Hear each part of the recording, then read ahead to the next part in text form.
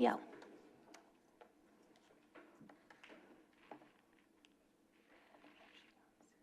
This meeting will be conducted as a Zoom webinar to allow for public participation and comments.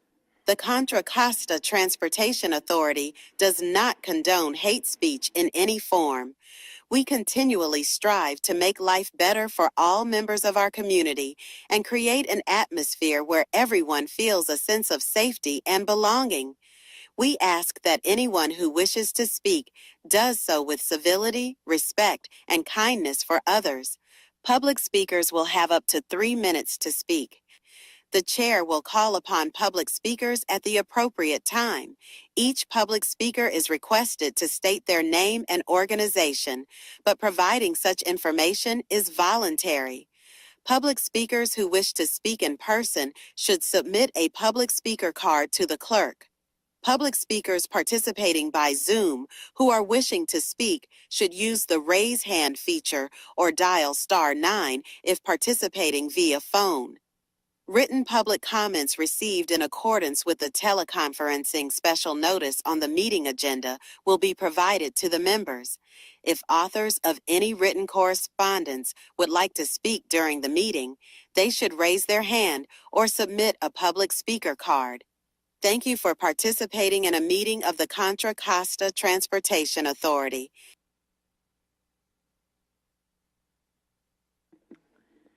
All right, thank you. Emily, would you conduct roll call? Member Alt Williams for Member Barnes. Here. Member Buckman. Here. Member Samantha Harris. Here. Member Ibarra. Present. Member McDonald. Here. Member Nestor Brush. Present. Member Okonkwo. Present. Member Sanders. Here. Member Sanderson. Here. Member Schlevin. Here. Member Thompson. Here. Member Toth. Here. Vice Chair Birdwell. Here. Chair Clark. Here. Representative Shelton. All right, we do have a quorum with members Burke and Brian Harris and Representative Mitchoff absent. All right, thank you. Next is public comment. Is there anyone wishing to speak? Please fill out a comment card or, public speaker card and let Emily know. Do we have anybody that filled out a speaker card? We have no public comments, written or virtual. Okay, great, thank you. So that's our public comment section. We will move on to the consent calendar. So the consent calendar includes our summary of actions from April 20th, 2026. Are there any changes or comments from the committee? Which I'm sure we've all thoroughly read the packet. Okay. Is there any public comment on this item? We have no public comment, written or virtual. Okay. So we have no comments from the committee, and we have no public comment on it. So do I have a motion and a second to pass our summary of action consent calendar? So moved. Moved by Toth, second by Buckman. And then Emily will conduct a roll call. Member Buckman. Member Samantha Harris. Yes. Member Ibarra. Aye. Member McDonald. Yes. Member Nestor Brush. Yes. Member Okonkwo. Yes. Member Sanders. Yes. Member Sanderson. Yes. Member Schlevin. Yes. Member Thompson. Yes. Member Toth. Yes. Member Alt Williams. Yes. Vice Chair Birdwell. Yes. Chair Clark. Yes. All right, motion passes unanimously with members Burke and Brian Harris absent. Thank you. We're going to move on to a regular agenda item, of which we have 3. The first is an informational item that will be introduced by Halima and presented by myself. Should I go?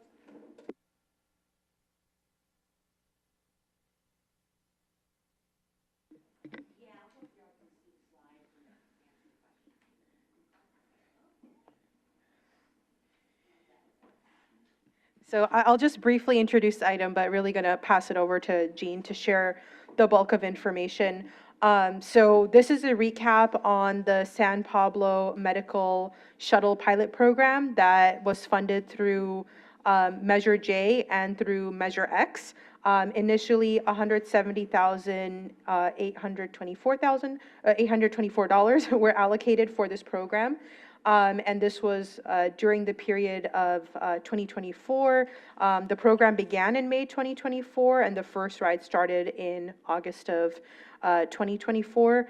But after the program was launched, there were only 13 rides that were booked during the period of this pilot. And so after some deliberation and discussion, the program was kind of sunsetted, and this is really a space for us to understand more about how the program went, what can we learn from it, and really the reason why the program was created was to fund and support medical trips outside of the city of San Pablo service area, so that people can get to their medical appointments and trips.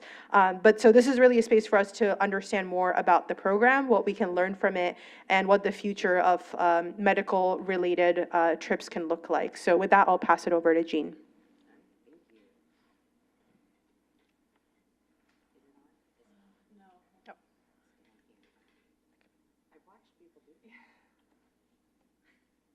Control L? No.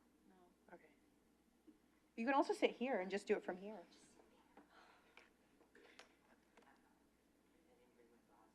And you have the slides up here too. Here, she can sit there because of the camera.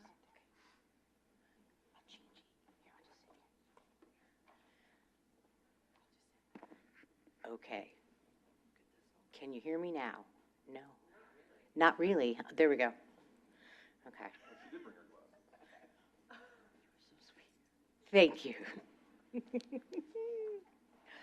All right, so West County One Seat Ride Medical Program, pilot program to Martinez Medical Center, specifically the county medical offices. We offered that through the City of San Pablo Paratransit Program, and most everything was kept to the same parameters that the paratransit program through the City of San Pablo had. So that's why all of these were picked. They were already established by the paratransit program. So seniors ages 50 and older, and disabled adults 18 and older, and we expanded it to the 94806 zip code.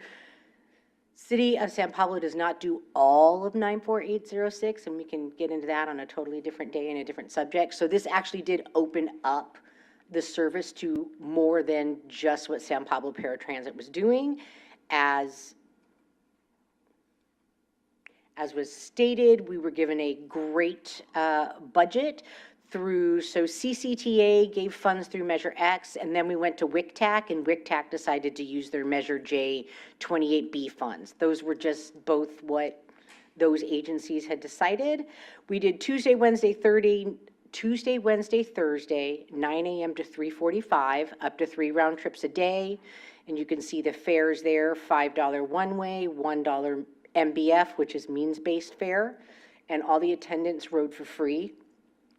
I just said what a means-based fare was. And then we have a program where we have an agency that collects funds for scholarships to our senior center participants. So we just used those criteria for anybody that wanted to apply for the means-based fare. We advertised it so people knew it was there. And if they met the criteria that we used for all our other means-based programs, we used that same criteria.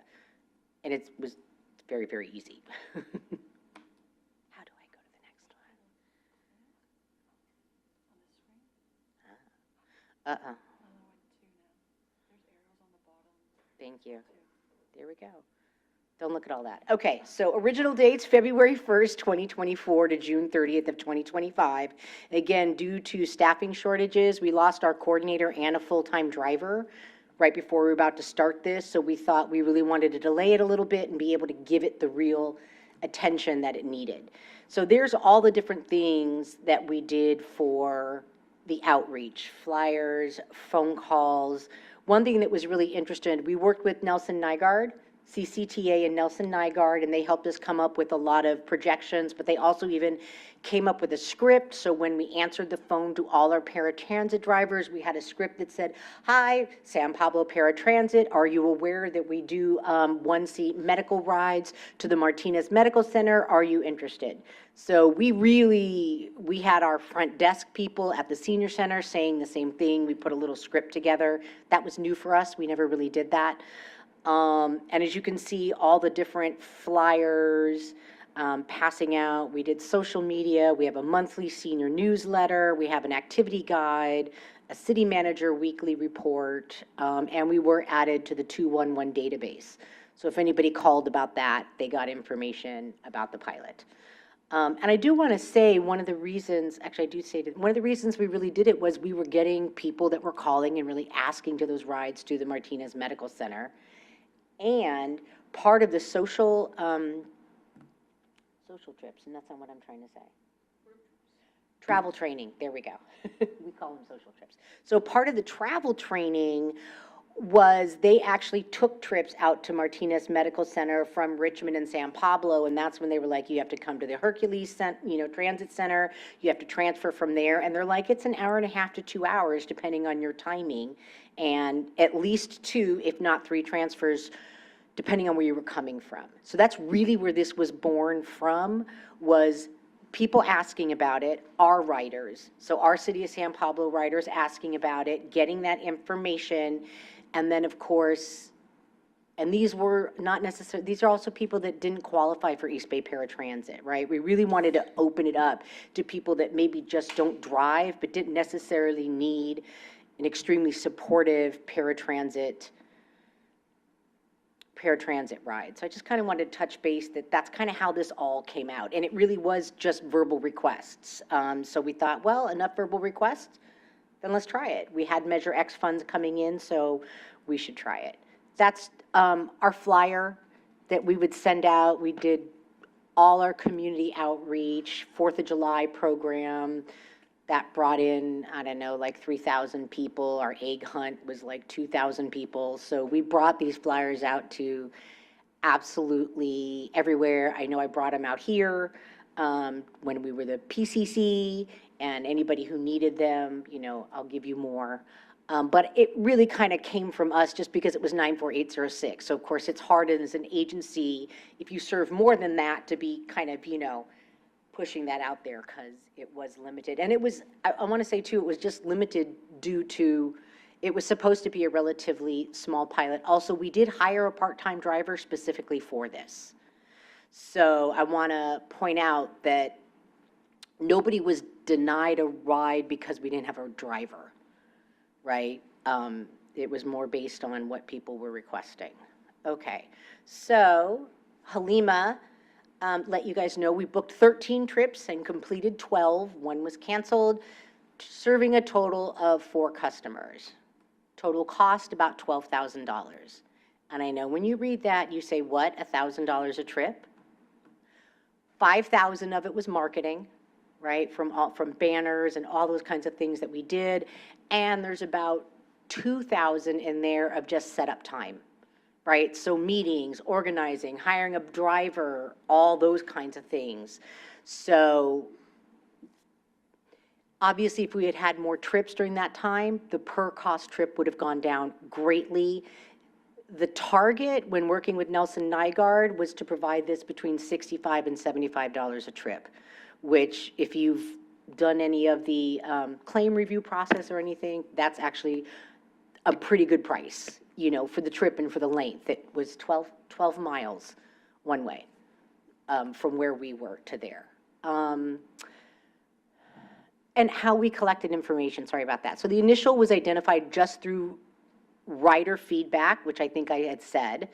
And again, the purpose of the pilot was to provide service, but also to gather data and further define the needs. I mean, that really is, a lot of times I think, you look at a pilot as successful because there was a whole bunch of people that used it, but really the other half of that pilot is to gather the information that you need, identify gaps, those types of things. I do want to reach out, give a shout out to Member Toth, who absolutely said about Medi-Cal, so we did actually add that to the application to see who was in Medi-Cal, because we thought if we got a whole bunch of participation, that we could work at some way of either letting Medi-Cal know or saying, hey, these are all these patients that are, you know, using us for transportation when you should be providing it. And I will say, of the people that I talked to about it, they're just not 100% happy with the type of all the transportation options they have through Medi-Cal. I know.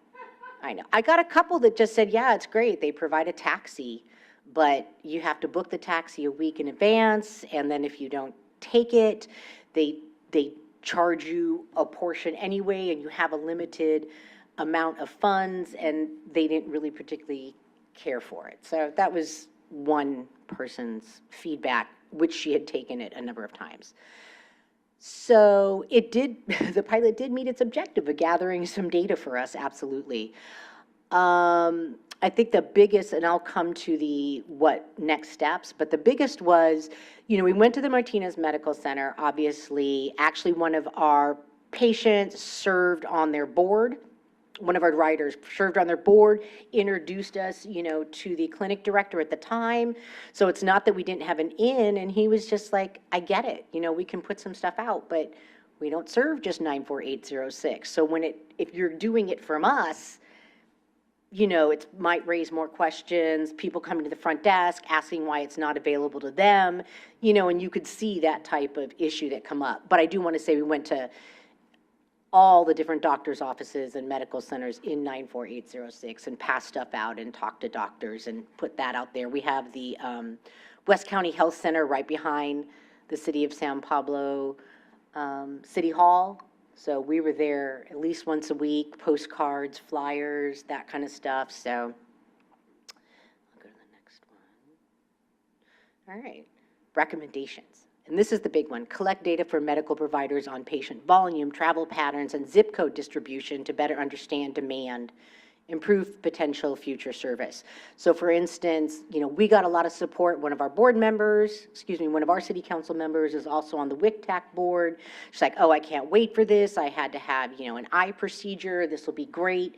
And then she's like, oh, I didn't have to have another eye procedure in the, you know, 13 months that you provided the service. So I think there needs to be a lot more research on what they're really doing at that center, how frequently people visit it, and getting more data in that way, and then asking what zip codes are those people coming from.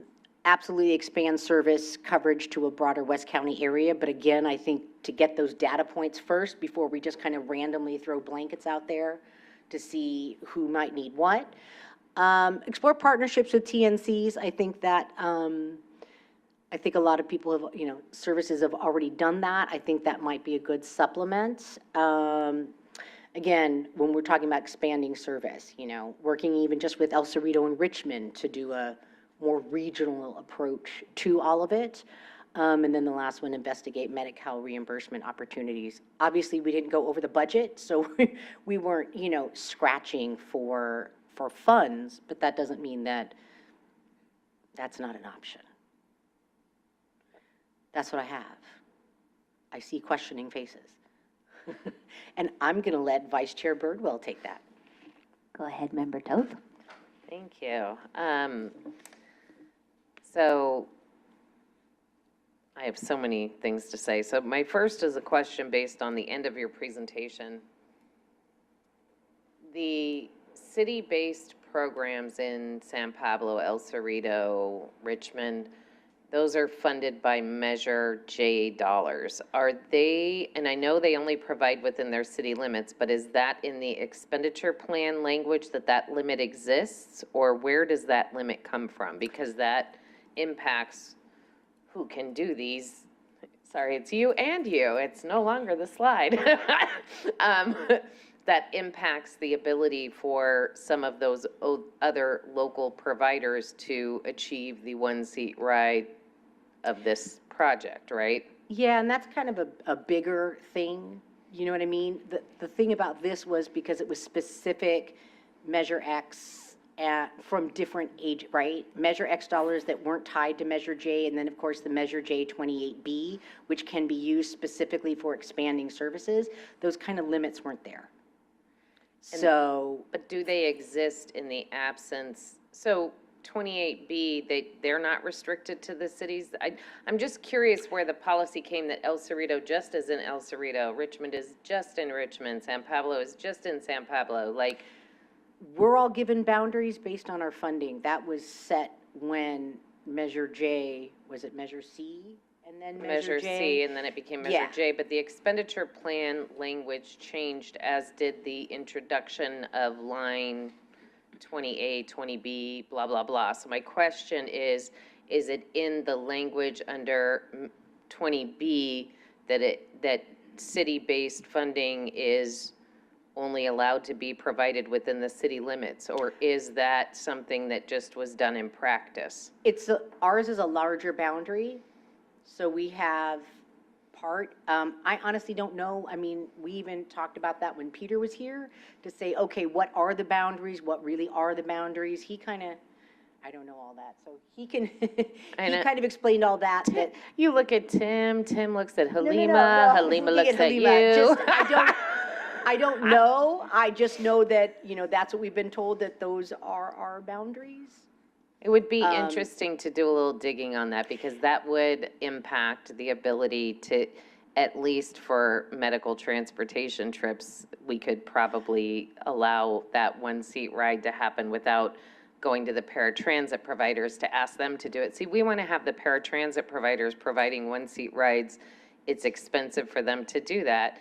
So if we can do it by another form of transportation, particularly one that people are more familiar with and happy to use, and don't book in the same way that they have to for paratransit, don't have to qualify in the same way they have to for paratransit. Like, we want to have a variety of options that are the most cost-effective and user-friendly. So to me, knowing that information would allow us to make future recommendations. And and that was kind of the idea behind some of this funding too, because this funding didn't have those barriers. So we did something that was doable with, our agency was like, okay, sure, we'll try. Why not? WICTAC came to us and said, would you be willing? And how much can you do? And we're like, okay, well, we could do 94806. So that was just something that was set within the parameters of what the city could do. But I think that's a great suggestion for future funding that becomes available and doing it, which is exactly that. I don't know 100% because I haven't read all the rules, but my understanding was, because the measure was coming from, the money was coming from CCTA and WICTAC, that the portion of WICTAC would at least have to be in West County. Origination and destination as opposed to just origination? I would say origination. Yeah. The other thing I wanted to say is, I'm going to do research and get back to you. I believe it is illegal for Medi-Cal to bill a patient for missing a ride. Okay. Yeah. Now, that was from her, that's what I she know, believes. but that yeah. may be, no, but that may have May happen, happened. right. So the practice of balance billing to Medi-Cal recipients is a pervasive problem across the U.S. And it is illegal for a client who has Medi-Cal and Medicare or Medicaid to be billed anything related to their medical services. So I believe that goes on to the Medicaid benefit of non-emergency medical transportation, but I want to be able to give you that information. So if that comes up on a call again, you can tell them that's illegal, and you can call Justice and Aging and have a nice day, because we don't want them paying for something that they don't need to pay for. Right. Okay. Thank you. Any other questions? Sanders, Member Sanders. Prior to the initiation of this project, what data was accumulated to reflect the use of people or the population in San Pablo for the Martinez Medical Center? Was the facility? request that we were receiving that people would call us asking for rides? Nothing more than that? No No. data? No Well, da- that was the data, was the number of people that called and asked for those types of rides. Also, Richmond had reported receiving some of those as well. So it was like, okay, well, we have these Measure X funds, let's see. I mean, we'd get a request. I think probably almost once a week. But when the service actually came about, what people request versus what they actually run out there and use are, I'm sure we've all experienced two different things. Does data exist that is accessible by the TA that reflects the residential use or by residential area use of the Martinez facility? I don't know. Why would we be providing transportation if we didn't know the size of the population base that we are representing or attempting to assist?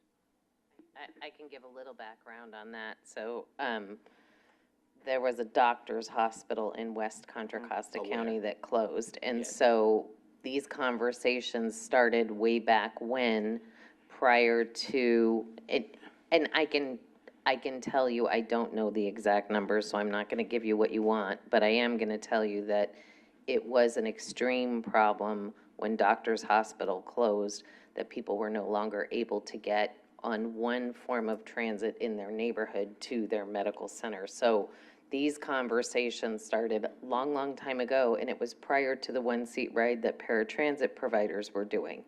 So this may be, I mean, Tim, you can say, we were 4 or 5 years ago having the conversation, right, when we were starting to put these pilots together. So that was an identified need at the time. I don't think that the number of people on Medi-Cal or low-income older adults in West County has gone down since then. I imagine that it's increased since then, but I don't know the exact number, and it's a good question. But the real issue is not the generalized population and its income, but rather, did the users of these medical facilities go west, or did they go east after Doctors Hospital folded?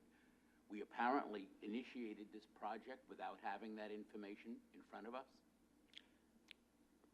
That was one of the reasons of initiating the Accurate. project, was to get some of that information. And also, again, it went to the CCTA board and the WICTAC board, both of which believe, yes, there was a need. And one of the ways to kind of discover that outside of getting writer feedback is to do a pilot to see, that's one of many ways to gather data, to see, it's kind of like dipping your toe in the water, to see if it was, what kind of need was really out there versus what was just expressed. But my point is, of course, not whether there was a need. There will almost always be a need. The question is it a need that is worth coming up with substantial funding by this group? Yeah. That's the real need. No, I And think that's, what's the demographic data that we should be gathering in order to determine whether this is a good or a bad idea? One that we spend $1,000 a ride on, or we spend $76 a ride on? yeah, no, I think that's an excellent point. And this was, I think, one of the first pilots that we did for this kind. So For Measure X. through Measure X. So this is definitely a learning experience, and something that we want to reflect on and use in the case that we do a future pilot program. And then I think a lot of the trips are probably going to Central County too, just based on where a lot of the hospitals are. But then there might be this very specific subsection that's going to the Martinez Center. So it's also kind of right-sizing and figuring out, right, who's going where, and getting those travel patterns and doing more research on the back end, I think, before launching. And that's one of the learnings, right, from this Which was pilot the program. first, Yeah. yeah. Who is in charge of gathering data for these sorts of inquiries? It would depend on what the pilot structure is. I would say Is it the probably, TA, or is it some outside agency? it would be a mix of whoever's administering and running the program day to day, and then whoever's supporting it on the program design front. So I think every program varies, but in this one, I think it fell more on San Pablo because you are directly dealing with the customers. And also Measure X funding, I don't know where it all went, but Measure X funding was divided up between the different entities. And this was the West County, this was the decision on how to use the West County's Measure X funding, was to execute this pilot to gather data. May I inquire of our colleague with the overarching arm? Do you folks have data that would respond to these questions? No, we don't Why do, not? because we don't do that type of work for the region. We don't bypass the operators and do all the ride data analysis. We don't do that. Do any of the transit companies gather such data?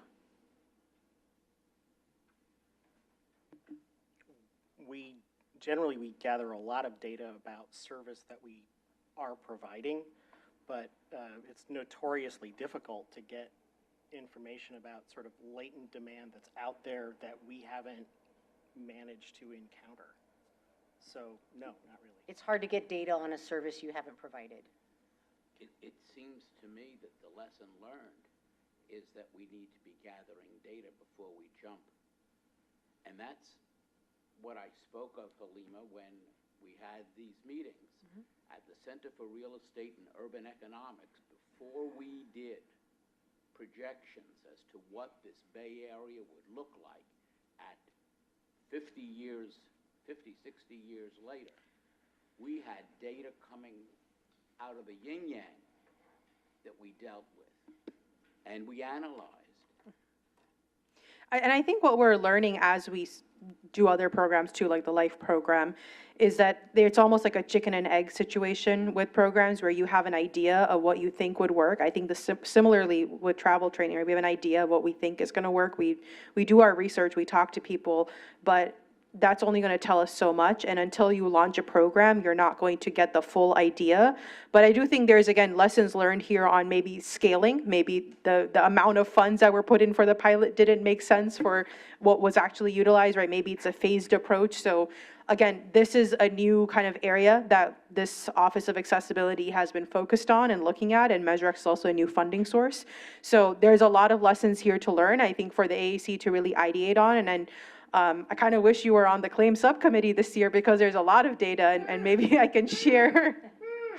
I was on the claims subcommittee. Not this year. Oh, no. I think you would have really liked this year. I'll share some of the slides I did on the data that I pulled. I think you will appreciate those. But in the claims process too, we are asking about what are the unmet needs, right? Do you need language translation? What are the rides that are being requested outside your service area, so that we can use that information to determine where future funding can go to. So we are actively making efforts to start to gather that information more proactively and in a more organized fashion. And I think every year we'll continue to iterate and improve on that process. When you're saying we, you're referring to the TA? The what? The Contra Costa Transit Authority? The CCTA, yes. Okay. I'm willing to speak with anyone who wants the benefit of my personal experience doing this 50, 60 years ago before I became a part of this. Okay. I think Member McDonald had it next. Thank you. And thank you, President Clark. Could you repeat or clarify again the total cost of the pilot? Sure, but I'm just the chair. Chair. Just kidding. I don't want to be president of anything. It was 12,000 total, so that included marketing and startup costs, again, plus the actual cost of running the program itself. Operations, yeah. Okay. So about 7,000 of that is marketing and admin startup costs. Okay. And so essentially, I mean, from the lessons learned, it cost $12,000, including the research and information that was gathered from being able to run it and see where the need was or wasn't. Mm-hmm. And we stayed within the predicted or expectations. Like if we were to run fully, and that's what that 170,000, if we were to run 3 shuttles a day, 3 days a week for 18 months, 170,000 would have been the total. So that's what that was based on. But as far as the per cost trip, we stayed within the estimation cost-wise. It's just obviously you don't have as many trips on the other end to make up for startup costs. Right. Thank you. Yeah, of course.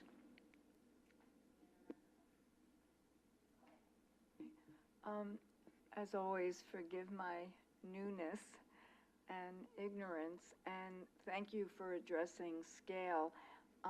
As this matter is being discussed, I kind of feel like a ping pong ball. $170,000, please correct me, was allocated, was provided. But No, it has not been provided. We bill. So we didn't get the money. We have to invoice for the money. So are you asking for $12,000 reimbursement?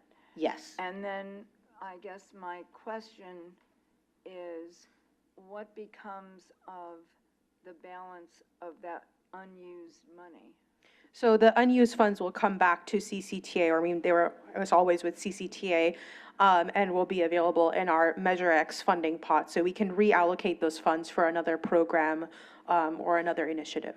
And half those funds also will go back to WICTAC? Oh, right, yes. Yeah, because it's half and half. CCTA put in half and WICTAC put in half. So they will get half of those funds back as well. And are you asking for another $12,000? Are you abandoning this, going back to the table to? I'm just providing a report and wrap up on it. There's no action to be taken on it. It's just a wrap up. It ended in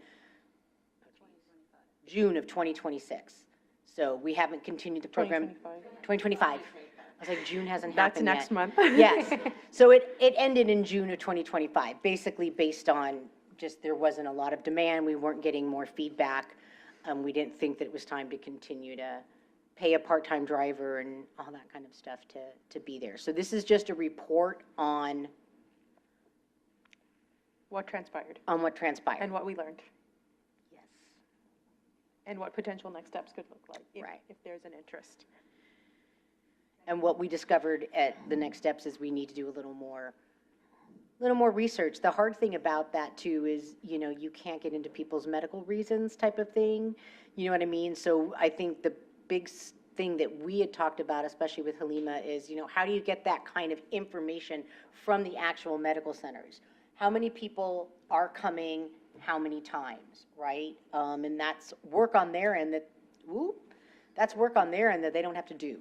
If you just ask for so- zip code information, it seems to me that that's not within the I know, I hit this privileged one. areas that healthcare providers are afraid to give.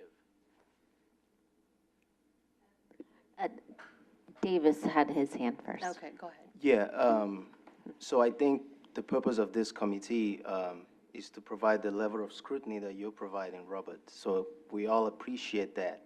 But I also don't want it to get lost on all of us that we're talking about a very impacted area of the county. We're talking about an area where the Doctors Medical Center went away, and now you have a West County center that deals with the aging immigration population over there. You're talking about an area with high injury networks, for a lot of the seniors.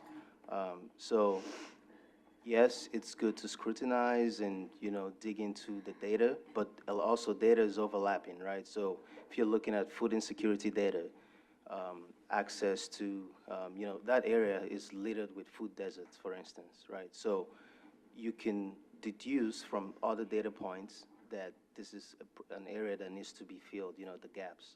So just wanted to raise that. I could not agree more with the point that you're making, which is all the more reason to seek that data and to get it expeditiously to the people who are trying to provide the service.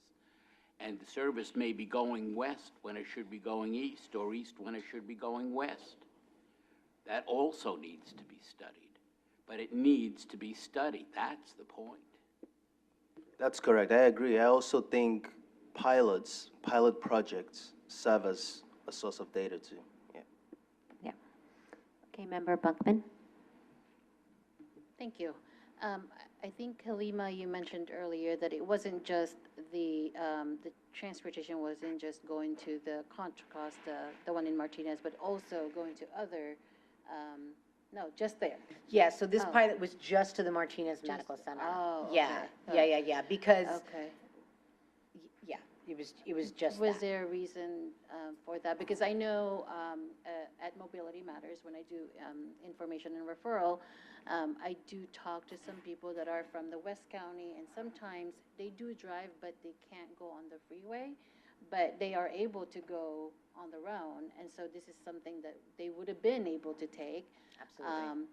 But it wasn't just going to the Contra Costa Regional in Martinez, It was- but going yeah. to, like, let's say, here in John Muir, or, No. yeah. It was But, going to okay. one place. And again, it was based on requests that Okay. we had received, requests Okay. that the WICTAC board Sure. had specifically received over and over again, and it Yeah. received feedback on, because like I said, it was it was specific to West County funding. That's why WICTAC was involved and used their Measure J 28B Got it. funds.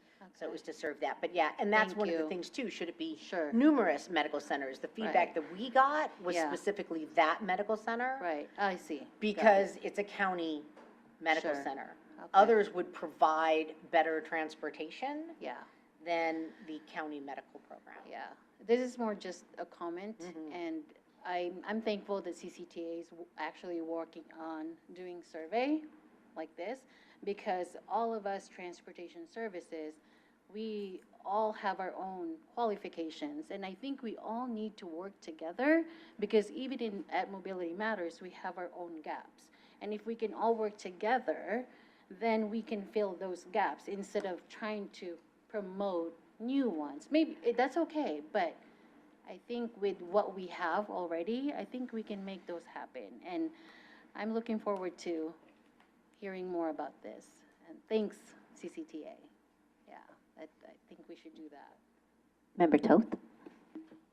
So it seems that maybe folks aren't clear on the genesis of the pilot, which was that we actually developed an accessible transportation strategic plan in Contra Costa County. And out of that accessible transportation strategic plan, there were a number of different areas, obviously with the vision that everybody can get where they need to go when they need to get there, in the right way, without going bankrupt. Is that a fair summary of it? And there were sort of short-term, mid-term, long-term goals, and there were some different sort of pilot projects that we were able to do.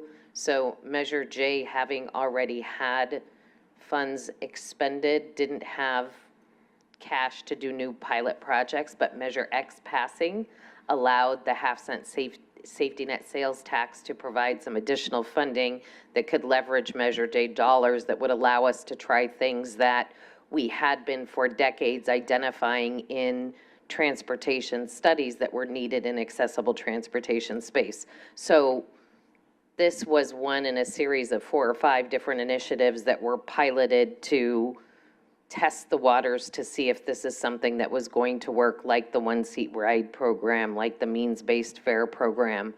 At the time of doctors' hospital closure, there were 40,000 people a year in the emergency department, just to give you a sense of numbers.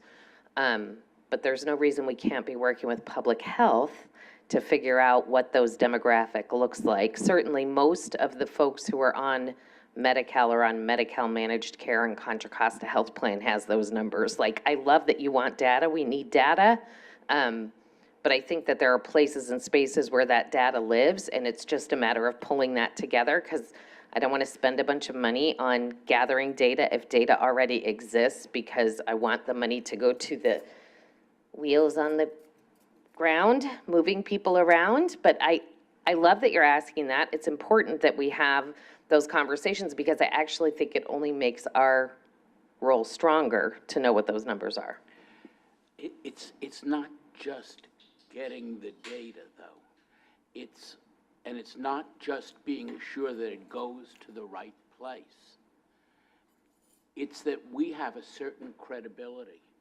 We have elections coming up very shortly that will either enhance or not enhance the funding that we're dealing with here.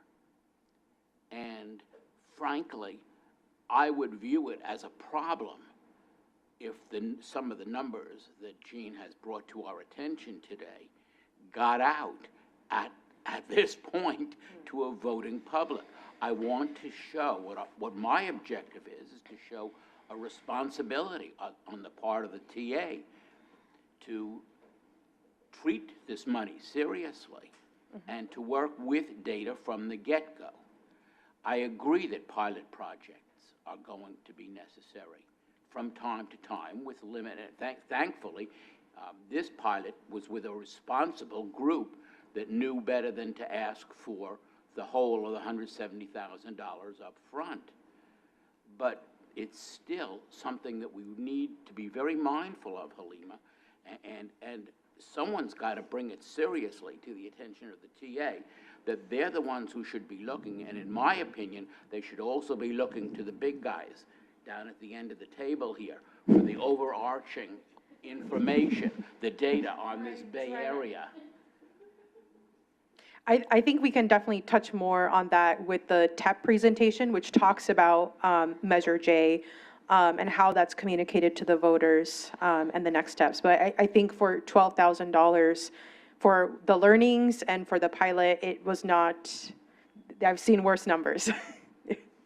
I'll just say that. And I appreciate all the work that Jean has put into making this happen and working with me to talk through, here's what we learned. So that's also not an easy thing to, launch a pilot, put something out there and then say, okay, this is where we need to pull back. So I do appreciate that. And I appreciate the willingness and interest to consider and explore what could the future look like and how do we improve and iterate. So I'm very interested to see, again, with this AAC, where we go with our future investments. Okay, any other comments from members? Great. Thank you, Jean. Do we have any public comment? There's no public comments, written or virtual. Okay, so we're going to move on to our next item, which is an informational item, which will be introduced by Halima and presented by Tom Hale.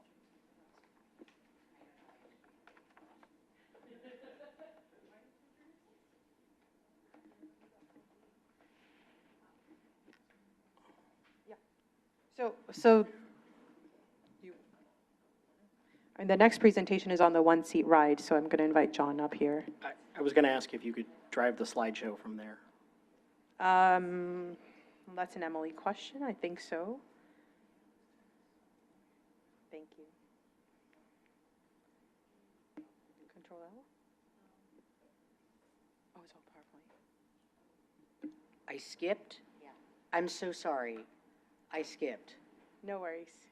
Do you want to reread it? I will reread it. Okay, so the next item still an informational item introduced by Halima, but it'll be presented by County Connection and Tri-Delta Transit, which is the one-seat ride regional paratransit program. And I also note that after the presentation, any members are welcome to chime in, Westcat in particular, if you would like to speak on this as well. But yes, I will just pass it over to John to talk about the one-seat ride, which is one of the ATSP strategies, right, to provide a trip in the county where you don't have to make any transfers on paratransit and you can travel within Contra Costa. And currently, County Connection, Westcat, Tri-Delta Transit, and LAFTA are participating. And again, we'll pass it to you. I guess you can say next slide and I can advance it for you.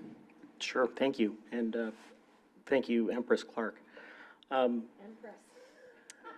So, I am here to talk to you all about the one-seat regional ride program, which, as Halima said, is available throughout most of Contra Costa County, as well as our friends in the Livermore-Amador Valley down south. Next slide, please.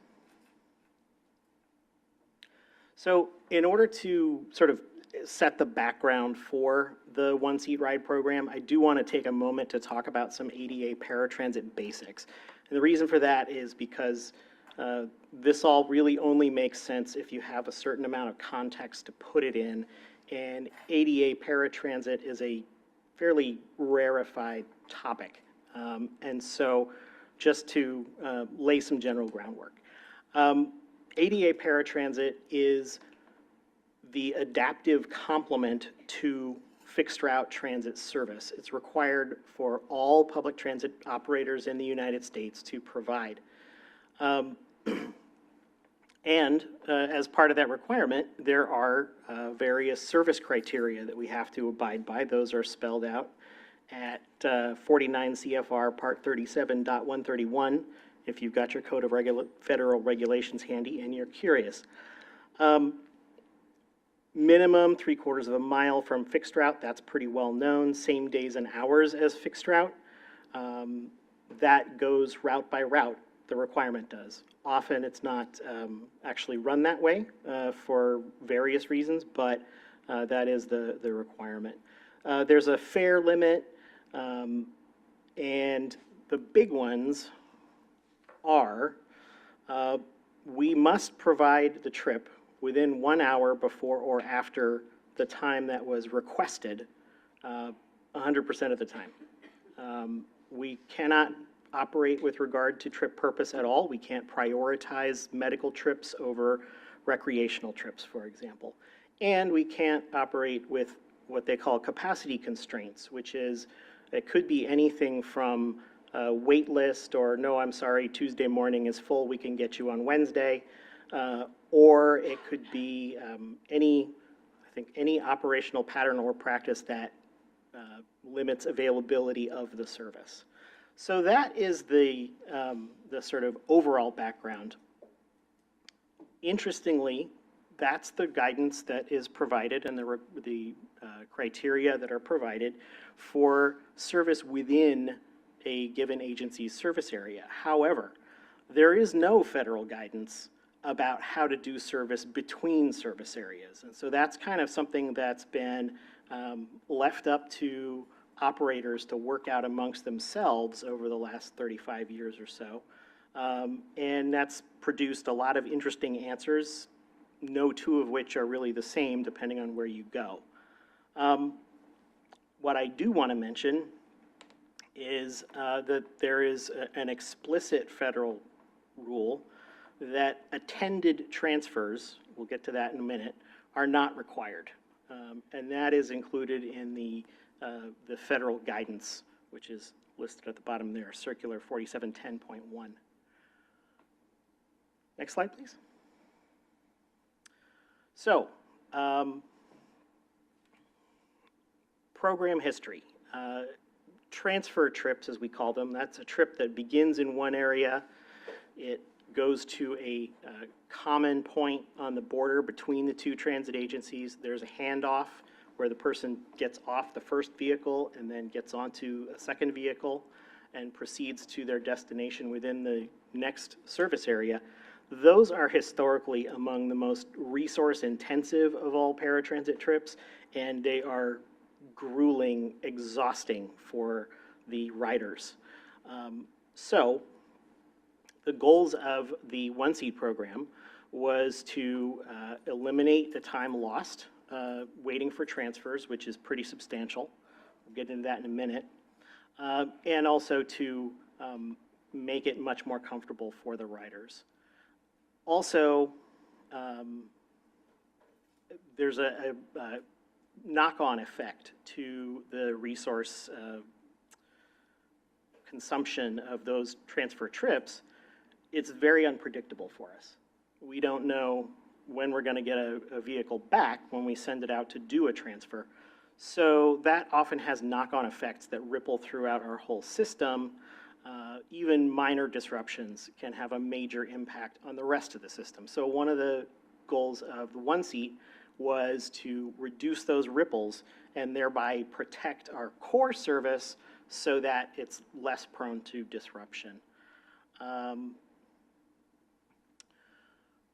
One Seat is primarily provided by a subcontractor, TNC model, but not exclusively.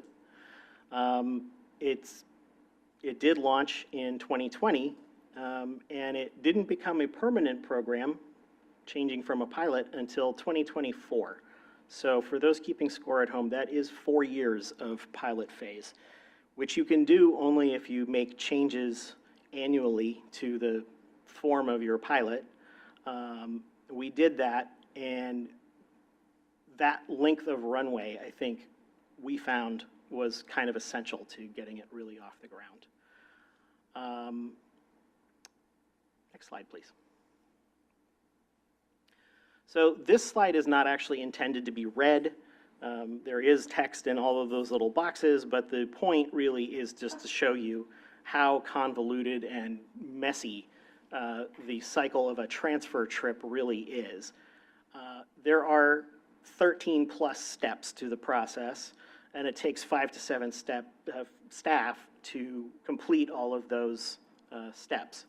So, first thing, rider calls the reservations, requests the transfer trip, reservationist books the first leg and then passes the request over to their scheduler. Their scheduler assigns the first leg to a route, forwards the transfer back to the neighboring agency.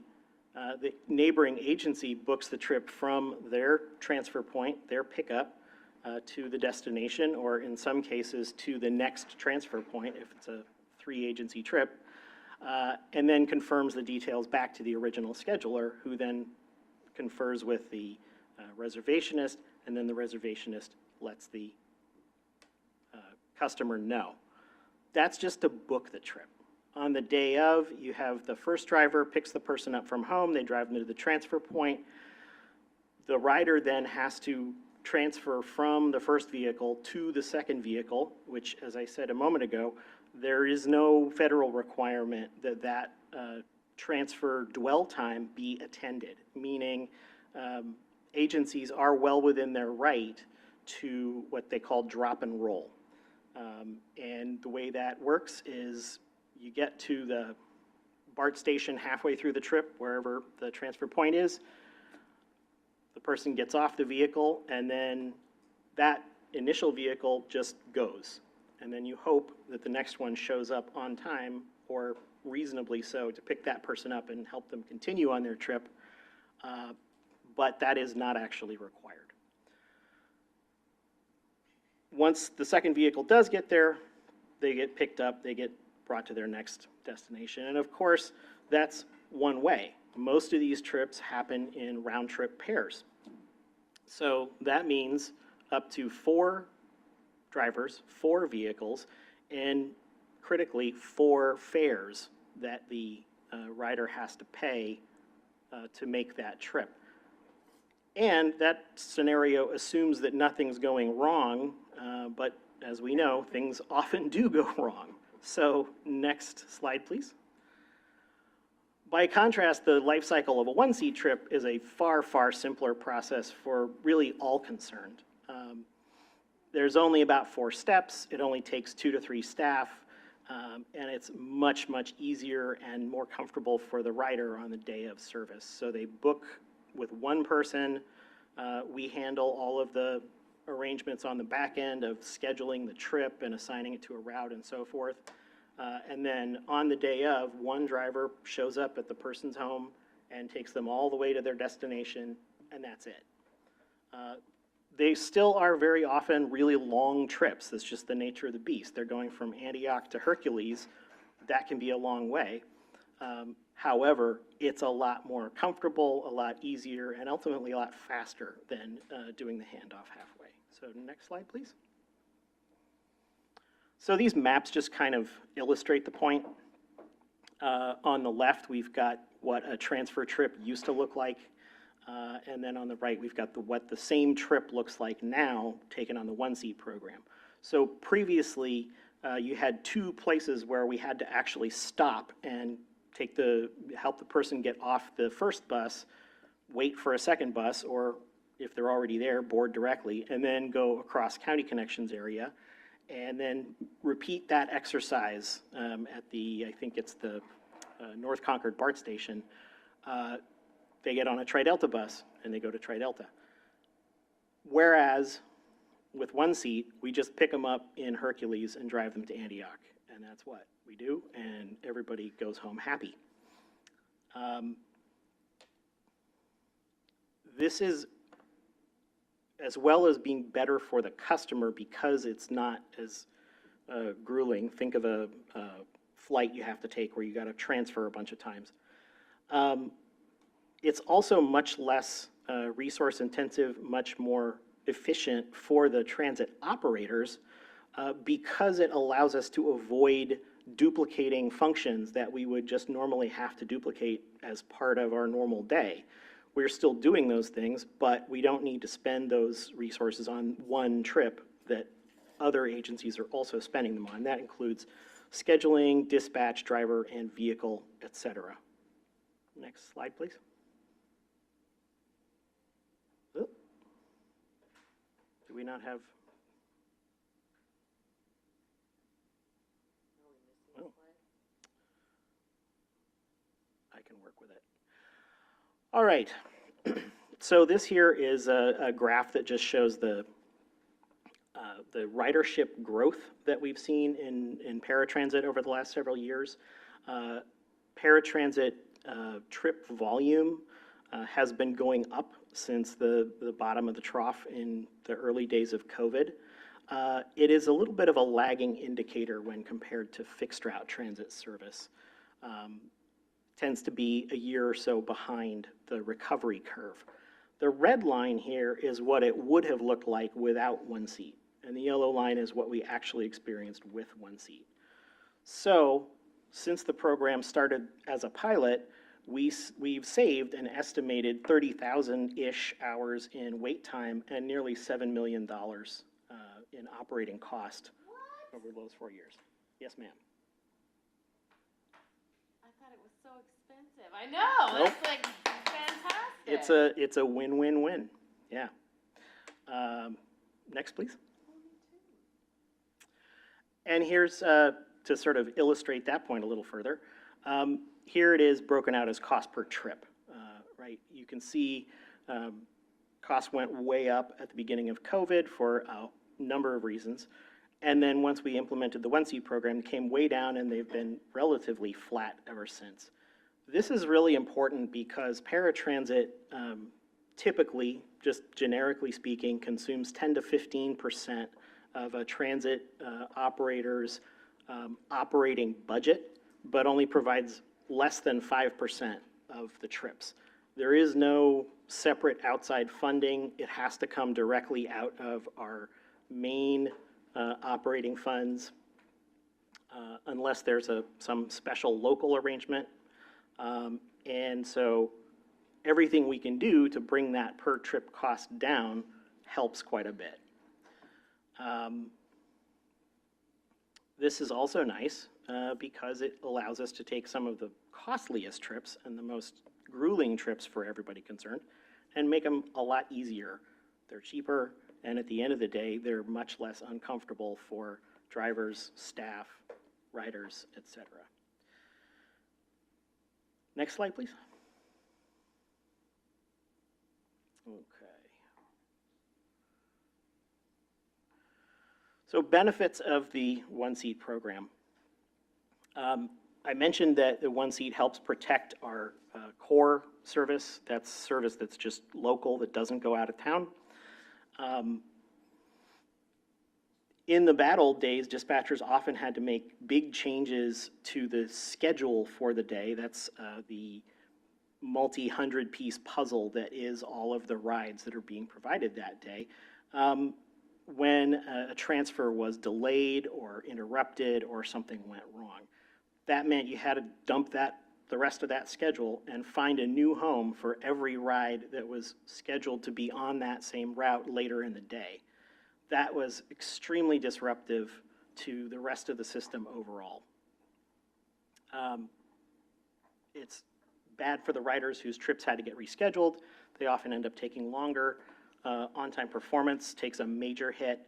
And then the folks on other routes, as well as drivers, tended to really suffer from what we call add-ons, which is a bit of a four-letter word in the paratransit universe. That then ultimately impacted things like what time drivers got off work. We routinely ran into cases where somebody had to leave to go get their kids, but they're still waiting at the transfer point for a inbound transfer that hasn't arrived yet, which is one more thing we need to react to and to figure out. One Seat really solves most of those problems, and it's night and day. I can't begin to describe how much difference. Next slide, please. So how does it really actually work? The One Seat program is a four-agency, a true partnership. It's created, coordinated, and funded by the operators that are in that partnership. That's County Connection, LAVTA, Tri-Delta, and WestCat.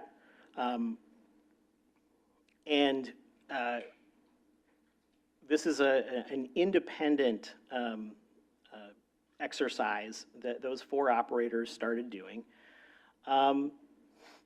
And the partnership itself, I think, it's critical that it took a lot of time and energy and dedicated constant gardening and focused effort to really build up that sense of partnership, that sense of trust, that sense of coordination, and it needs to be actively maintained.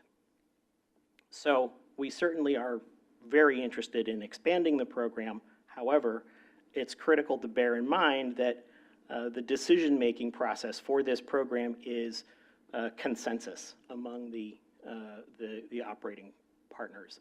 County Connection is providing the trips through our paratransit contractor, but we're by no means unilaterally deciding what the rules are going to be. The last big challenge that we dealt with had to do with federal reporting, which is a little wonky and boring maybe for this, this forum.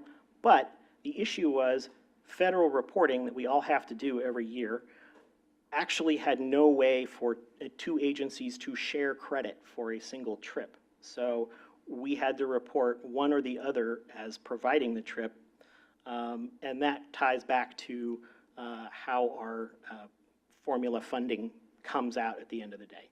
We did hammer out a deal with the Federal Transit Administration staff about how to get them to read things just right, but that took a bit of doing. Next slide. So key takeaways. It's a huge, huge benefit for customers traveling between service areas, as well as a cost savings for the operators.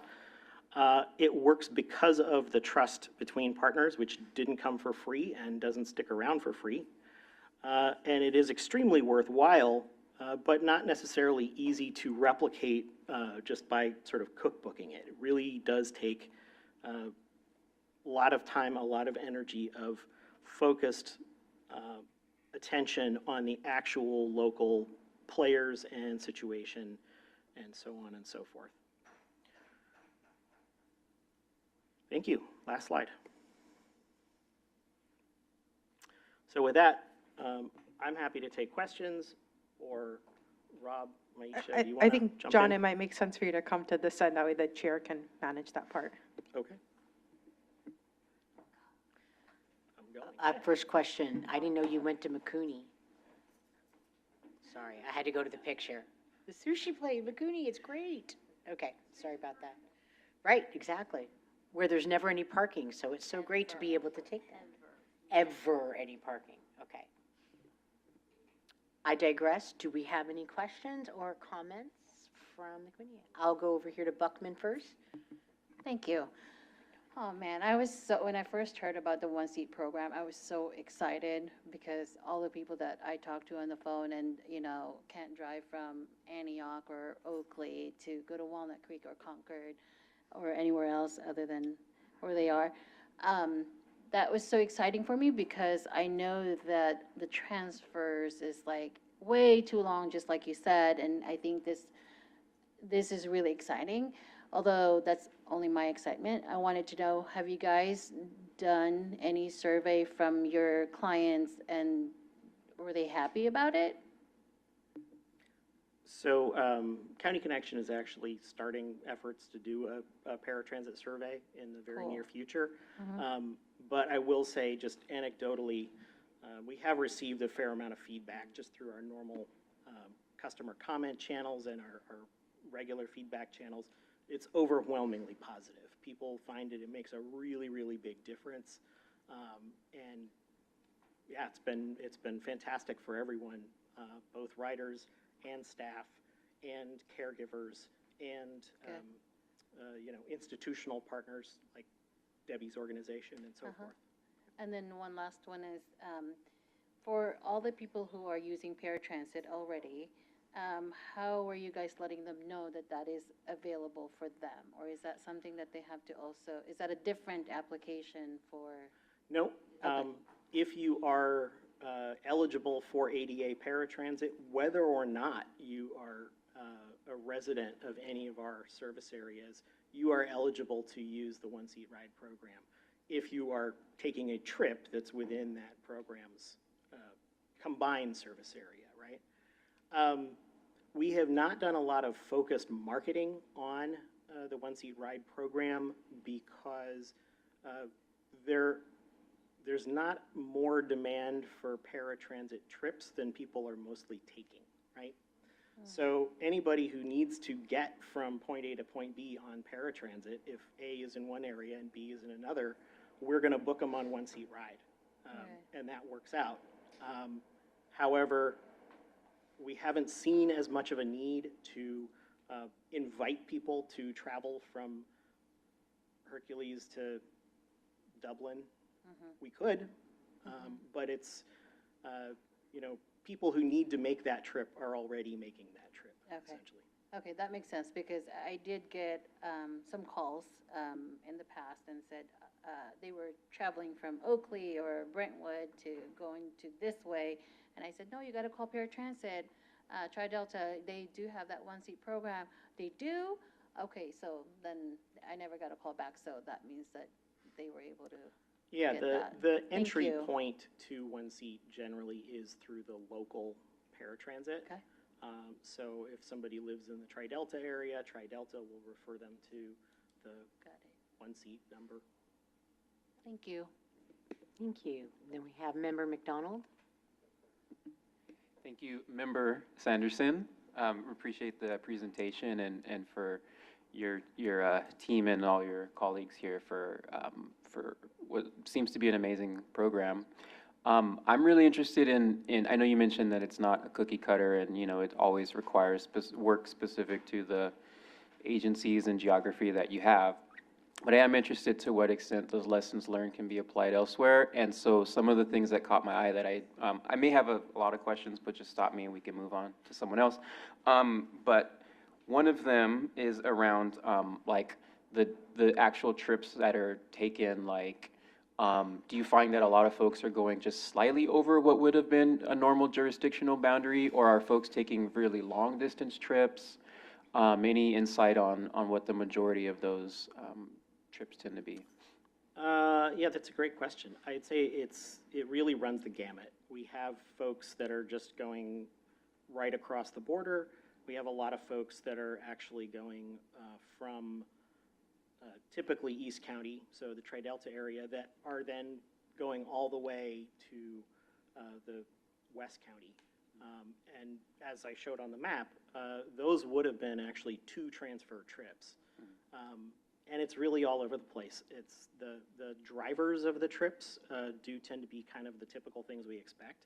A lot of medical appointments, particularly if you got to go see a medical specialist or you've been referred to somewhere that your insurance doesn't bother caring where you live.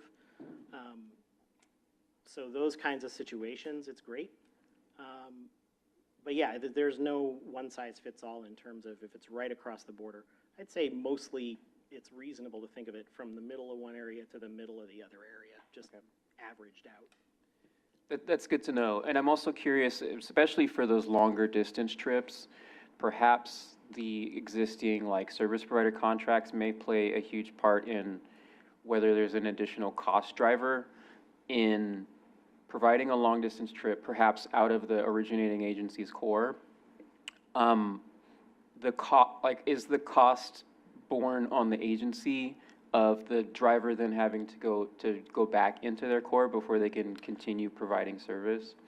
So the one-seat program is, at the heart of it, is essentially a cost-sharing agreement. And that's done at a trip-by-trip level. So we provide the trips through our subcontractor, and then we actually divvy up the cost of each individual trip between the partners based on how much time it's spent within that partner's service area. So it is proportional. I think it's very equitable between the institutional partners anyway. But no, there's not like a long deadhead back into the original service area baked into the cost of each trip. So the service providers are not billing for their deadhead back?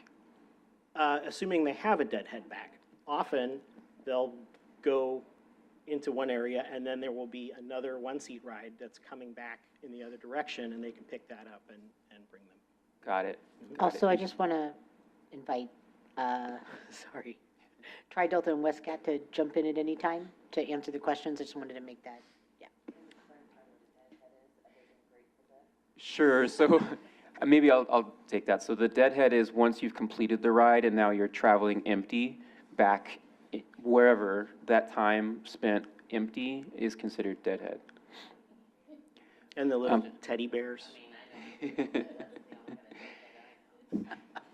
And also, I noted that, so the program includes LAVTA, which is in Alameda County. This dovetails into another question. I noticed that this service does fit within the ATSP, the Accessible Transportation Service Plan, I hope, strategic plan. Thank you.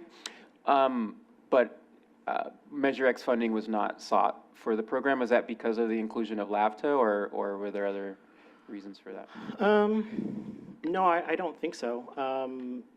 I think it is a need that's identified in the ATSP, and it certainly goes some way towards fulfilling that, that need that was identified. But it wasn't built as an ATSP program, if that makes sense. We started doing it because, one, it was COVID and there was a lot of free time to try new things. And two, it's been a pet peeve of everybody involved, whether that's drivers, agencies, riders, what have you, for decades. And so the time was right. And so they tried it because it was something that needed doing. The fact that it also fits within the ATSP very neatly, I think, is something of a happy accident. It also fits within the Bay Area Transit Transformation Action Plan very neatly as well. This is a really commonly understood challenge that we get into these service area boundary things, and it becomes inconvenient very, very quickly, and this was an attempt to mitigate that. Member Thompson, did you? Sure, I mean, maybe just to elaborate a little bit on that, because I think the fact that LAVTA are involved did play some role in our discussions about should we go after Measure X funding, because it does present a challenge in that, 3 of the operators would be provided funding through Measure X, so how do we kind of fit that in? So I think we've had a number of discussions about should we go after Measure X funding, but I think that at this point, as we've built the program, I think the 4 GMs are very heavily involved in creating this program back in 2020, and some of those people have changed since then, but I think we've been very intentional on focusing on service that we know we can provide, of us, the operators, having that operational control, that operational oversight, and that financial oversight over how we provide the program. So I think it's not that we may not go after Measure X funding, but I think at this point we've just been intentional on what we're trying to do to provide the service. All right. Member Sanders, and then Member Toth. Assuming that you want to maintain your optimum cost per ride, roughly what advance notice do you need to work this? Reservations works the same way as a typical ADA paratransit trip, so up until close of business the day before the trip. But I do want to emphasize it's not 24 hours, it's up until the close of business. If you call us at 4:55 p.m. and you want a trip at 5 o'clock the next morning, we'll do it.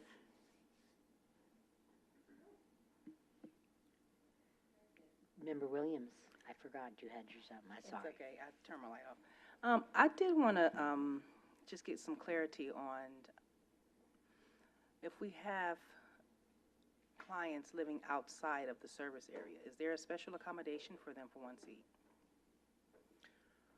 I think I know what you're referring to. No, not exactly. I think that's an area of active policy development, certainly room to try different things. You know, our intent is not to dictate policy at all to any of our partners. By the same token, you know, we need everybody's help to figure those things out and make those decisions in a cooperative way. So, no, there's not a baked-in special accommodation. That doesn't mean there couldn't be. Thank you. Member Toth? So I'm thrilled to hear the change in perspective on One Seat Right. I feel like at the beginning, there was a lot of reticence. There was a lot of fear about the cost. There was a lot of fear about how do you figure out how to have everybody pay their equal and fair share. Like, there was a lot of like, ah, when we first talked about it, and now we're saving $7 million a year. What? $7 million since the start of the program. It's not per I thought year, it was but a year. Excuse me, I have to. $7 million in 4 years, that's not bad. $7 million is $7 million, I would like to say. That's right. So there was fear in the beginning around, let's not tell anybody what we're doing because it's going to cost so much money and we don't know if we're going to be able to afford to do it if everybody suddenly wants this service. Now we know that we have $7 million extra dollars. So, and that's sort of like this trajectory, right? So we know we're saving money there, so. I wouldn't say that we have $7 million extra We have $7 million we wouldn't have had we not done One Seat Right. $7 million not as deep in the hole. Okay, more $7 million not as deeply in the hole, that's absolutely fair. Given that we know that it is less expensive than what we were doing before, what is the opportunity for us to now take that further step and actually advertise that we have this program, it exists? I know it's complicated because your question points to something really important and leads into my next question, which is, some paratransit providers stick to the minimum and others go above. So some just say only if you live within 3/4 of a mile of a fixed route stop, which is the ADA mandate for minimum. Not the ceiling, folks, the floor. And some providers, County Connection is 1.5 mile radius around fixed route stop. It is 1.5 miles from the fixed route traces, so it's not limited to the stops. I don't even know what the difference is, so now you're gonna have to explain that. So it's 1.5 miles on either side of the actual bus route, irrespective of where the stops are. For rail operators, it is an island around each station, but for bus operators, it's one continuous corridor. Okay, thank you. I also want to jump on something you just said, which is the floor, not the ceiling. We hear that a lot, and that's a legitimate viewpoint. However, I don't know how well that encapsulates the whole situation. It's neither the floor nor the ceiling. Really, what it is it's the standard that must always be made available, right, no matter what else is happening. So even if there was a option that people liked better, we still would have to do ADA paratransit according to all the rules. Right. So where I was going with this is if you're working with, you have 4 different providers who are participating in One Seat Ride, do you all go to the bare minimum 3/4 of a mile fixed route, or do you all go to, depending on who's in the origin of the trip, where that provider has their limit, whether it's 3/4 of a mile, 1.5 miles, or no restrictions? And please stop me if I'm saying things that people don't understand in the room, because I've been doing this far too long. And notice there's still stuff I don't know, deadheads in corridors. So really, I mean, this is an opportunity for all of us. I think we are a part of something historic happening right now. I think that is, for some of you who are new, you have no idea what a big, hairy deal this is right now. Like, we have been working for over 2 decades 3 decades for some people, not me. I'm only at 2.5, but this is historic what's happening here. We are not letting the floor of dictates mandate what we feel people deserve to get around, and that is changing right here. So I think it's a really big deal. So it's important, if you don't understand what's happening or what's being said, to ask questions or ask for clarification. Carry on. I'm going to actually kick it over to Rob. So maybe I can answer that one. So I think John's kind of alluded to this, but when we set this program up, there was a lot of the questions that you're kind of asking now. How do we set these? How do we set fares across the 4 agencies? How do we figure out where the service is provided? The simple answer is all the operators keep their own rules within the service area. So if the service originates in Westcott, it's wherever you live within the service area. But then if you're traveling to Tri-Delta, it would be, the destination would be within their restrictions, if that makes sense. So each operator's Yes. restrictions kind of do that. And it's also how the fares work. So if the ride starts in Westcott service area, you pay the Westcott fare. If you, on the return trip, you would pay the Tri-Delta fare, whatever it is. So there was a lot of kind of back and forth on how we'd set that up, and it was a lot of, as John said, it was consensus in the end. Well, thank you all. I know that was a huge, convoluted, scary thing. I do. I understand. I didn't have to live it, so I don't know like the lived experience of that, but the complexity of having to figure out the payment mechanism, like all of that stuff I get. And to your point of having to work with the FTA, which if it's anything like working with Caltrans, I feel for you. It's easier? Oh, then I don't feel for you. I take it back. I don't know that I agree. But you did it, and it's better for folks. And this is something, because I know too many people who don't go places because of the transfer trip thing. And so is this time now that we can start asking for money for outreach so that we can inform riders that this exists and it's sexy and it's wonderful and all the things? It's certainly something we could talk about. If all 4 partner GMs are into it, then sure. You have a website, right? As we do have a website, oneseatride.org. However, as Rob mentioned, the 4 GMs are very heavily involved. I will say that is a little bit like having 4 bosses a lot of the time. So, I don't want to step on those toes. And I think, yes, by all means, we'll always have the conversation. Yeah, let's talk about it. But I can't promise anything off the top of my head. I'll just chime in and say, I think it would be great to have like a toolkit or something so that when anyone is doing outreach or when Chalo is getting calls, Right. we kind of know what to say. And for the cities also, I think a lot of cities don't know this exists. And for some people, like what Debbie said, it could be a barrier that just thinking, oh, this ride is going to take my whole day and it's going to cost me $20. I'm just not going to bother. It's going to change for a lot of people their perspective on how they travel. I'll take one more comment. McDonald?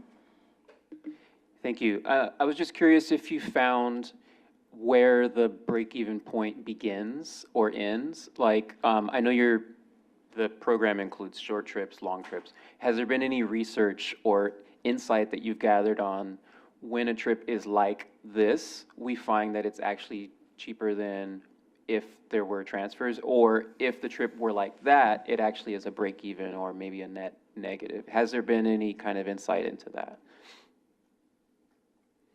I don't want to say no, but the numbers that I've mostly looked at to answer those kinds of questions are just aggregate. So we provided X many trips and we spent this many dollars, and so that comes out to an average of this many dollars per trip. We could certainly start looking a little finer grained.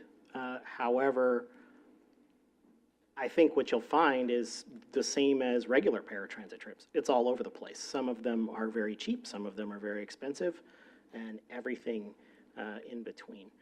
I also want to address the point about somebody saying, oh no, never mind, I'm not going to do it because it's going to cost $20 and so forth. that person has not tried to book the trip. Because if they have tried to book the trip and they've called our call center to book the trip, then they have found out this is a one-seat trip and it costs $5 there and $3 to come back.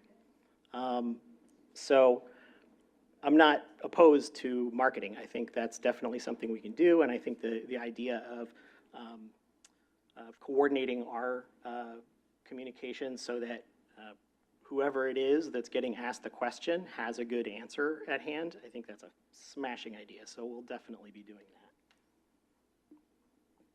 Thompson? So can I just make one final comment? It sort of relates a little bit to your last question, Kevin. And it's to do with the complexities of trying to understand the cost per operator and splitting that. I mean, I can't imagine the work the County Connection put into kind of developing those algorithms and those. I know it was a lot, and I know it's still not well. It may Still a lot. Still not. Yeah, it's an ever-changing proposition, and a lot of the things have been to do with if someone is traveling, say, from Hercules to Dublin, how are they making that trip? Are they going along 80? Are they going along San Pablo Dam Road? Are they going along? And so County Connection having to figure out where all of those algorithms and all of those polygons and everything kind of fit into the equation was very, very, very challenging. And I think, you know, I want to give thanks to County Connection for the work that they put into that. And I know they've eaten a lot of admin and staff costs over the course of the last couple of years just to develop this program. So I say that because it has been very, very collaborative, and, you know, County Connection has been willing to put in that extra work to make this really work. Thank you.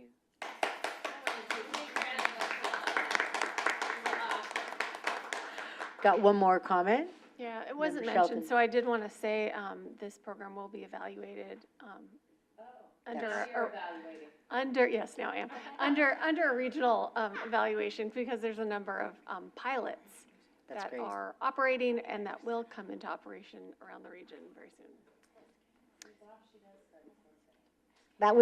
That was one of my, that was just going to be one of my comments, and I don't know if it has anything like where CCTA or again, like we were saying, any type of other monies could chip in to do a larger evaluation of that program, not just rely on the agencies that are providing the service. Sometimes having a transit, you know, evaluation company that can come in and do that, so that's great to hear. And one thing about feedback about how it's going from the actual writers, you had said it's anecdotal, and I was wondering if any of the other agencies that were in this had feedback, or they collect feedback on a regular basis? Well, so the irony is that because we no longer provide the trips, we no longer have the same contacts with the passengers who do those trips. So, I mean, I will say County Connection put together a promotional video a couple of years ago. If you search on YouTube, you can probably find it, which has a number of passenger testimonies on there. But just the nature of, you know, not people who are making those trips are no longer calling our dispatch, so we don't get the feedback. It would be great to include something like that then in an evaluation. Again, it might be too much for and I hear it, the agencies that are providing it, sometimes it's hard to do that kind of in-depth evaluation because you're more concentrating on actually providing the service. But I do think it would be something worthwhile, and it sounds like, again, just at this committee level, we have lots of questions coming in, if that's something that could be collected, right? I mean, just the questions itself to be collected, and then, again, some money put towards an evaluator coming out and gathering that information. I think Halima has a volunteer that she's bringing with her. I don't know, paid volunteer, who came to the Richmond transportation event. Oh, he's not. They're paid. Oh, she's paying her people. Okay, well, just a thought, like maybe when you're out on the road doing all those things, they can accompany people on rides and administer questionnaires while they're out there finding out how wonderful this is so that we can expand it and advertise it. I should say when we've been out, we have like a mini survey that we do share. We haven't had that many responses, but it's kind of, if you didn't get a chance to talk to us at the table, here's a little QR code and URL. At the end of the 3-month period that we're doing outreach, I'll share kind of a report out of what the themes were, and I can definitely call out if one seat ride was mentioned as well. But yeah, we've been doing like one event a week at least, and we'll be at the Richmond Senior Fair. I'll be there on Wednesday. Okay, do we have any public comments on this item? We do not, but Lindy actually had a question, if Can I that's ask what, a okay with you, Chair? Sure. May I, as a point of privilege? Thank you. I was just curious, since you mentioned the paratransit survey, will Muncie Regional Ride folks that aren't in the County Connection Service area be able to participate in the paratransit survey? That's a great question. Oh, totally fair. Well, Yeah. you could revisit it later. Right. And then my other question was, does life apply to Muncie Regional Ride? And that's a question I actually feel like I should know, so I apologize for not, but. Yeah, so it's a good question. So life, look at it this way. Life really doesn't apply to individual trips necessarily. What it is it's a funding source.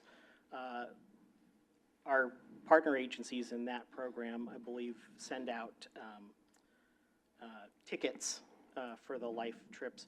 We don't use tickets. We have prepaid accounts, and so we make it a deposit into the person's prepaid account. And then once it's in their account, it's theirs to do with as they will. So they could use it for a one-seat ride, they could use it for a local ride, or they can let it sit there and it'll just roll over to the next month. It's a thing that kind of came up initially about what are the life trips? Well, the individual trips aren't life trips. What it is trips taken by life recipients, and that we do have.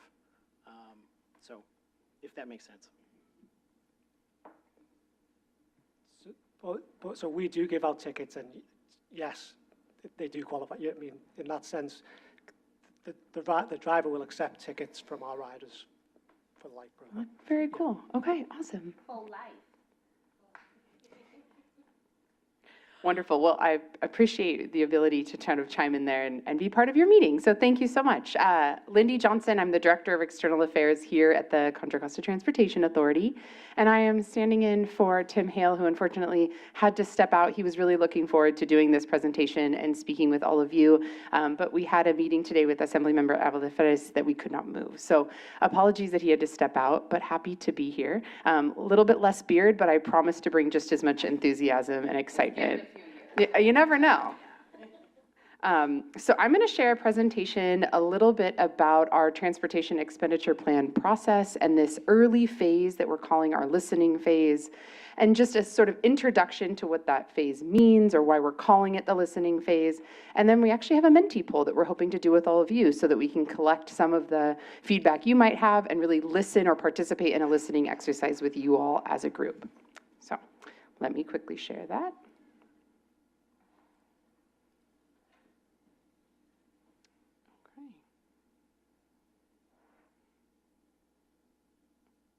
Making sure I can move this.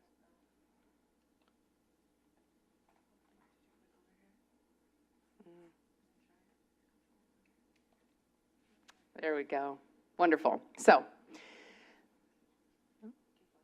all right, keep talking as she works. So 4 principles that are sort of shaping the transportation expenditure plan effort come from our countywide transportation plan. So we just are sort of wrapping up our countywide transportation plan. Hopefully all of you were able to participate in the survey that we did last year around this effort.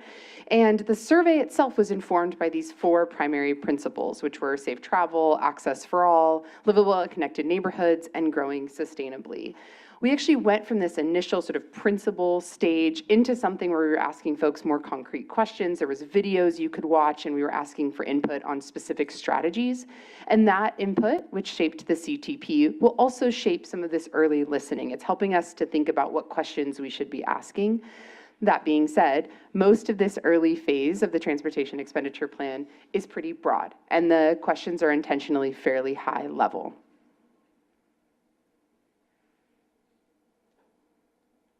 There we go. So we're also making an effort to go out into the community and talk a little bit about what has already been funded by Measure J. What did Measure J do here in Contra Costa County? And if we talk about a future transportation expenditure plan, we're asking folks, what should we invest in for the next 25, 30 years, right? And it's important in that conversation to say, well, what have we already done? What has CCTA been doing since its inception in the 1980s? And these are some examples, right? So we try to talk a lot about local streets and road maintenance. The current Measure J, about 18% is return to source, goes back to cities, and many of them use it to maintain their streets. We also have done a lot of bike and ped projects. Good example is this lovely bridge right outside of our office. But also there's one in San Ramon that was just built, one in Antioch, things that allow for bike and ped to be more connected to the trails and other infrastructure that is around them or near them. Also large highway projects, right? State for widening is probably one of the biggest, but we've also done projects here on 680. Transit for seniors and people with disabilities, that's a lot of the work you all get to help us inform. A new fourth bore of the Caldecott Tunnel, probably the most signature project from Measure J, and the BART extensions. So extending BART through Pittsburgh was Measure C, and then all the way to Antioch was Measure J. So large projects that were delivered during this period of time. We also try our best to inform folks, as I will now, about the leveraging element of these dollars, right? So we bring in sales tax dollars here at CCTA, and we're often able to leverage them, match them with federal and state grants that allow us to bring substantially more into the county. So the measure itself was estimated to be around a $2 billion measure, and we've brought in about $5.6 billion. Some of the programs that have been supported by Measure J include support for paratransit directly through our paratransit providers here in Contra Costa County. 4,000 active enrolled users with activity in the last 6 months as it relates to those programs. So they're really important to a lot of members of our community, as you all know. Don't need to convince you there. There's 15 plus city and community-based providers with 300,000 plus total annual boardings. So we know paratransit is really valuable here in this community. We're happy to fund it, and we're definitely interested in input on what that could mean for future transportation investments. So that is a quick overview. I will stop briefly and say a transportation expenditure plan is an effort to think about future investments. And that is exactly what we're doing. But we don't envision coming forward with any sense of prioritization or even really an early plan until 2027. We're in this phase right now to just listen to the community and get a sense of what folks want, what their pain points and challenges are, and what they're most seeking solutions for, or how they'd like to engage with CCTA. The engagement after that will be its own kind of separate phase, likely around setting prioritization, setting priorities. Okay, so I'm going to jump into this Menti, which is an opportunity for you all to give us some of your input and feedback, and then I'll take questions at the end. So in front of you is a QR code. If you can take out your phone and scan that QR code, it will bring up a question.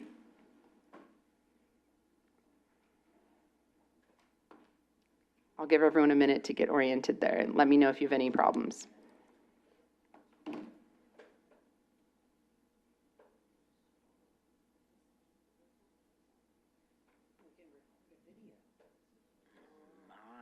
You got a video? Mm-hmm. The whole thing is one QR code. Oh, I'm sorry. I'm sorry. that? Please ignore This one? this. No, please ignore Okay. this. Sorry. Oh, not that? This? This No, one? Sorry. I'm sorry. I didn't realize.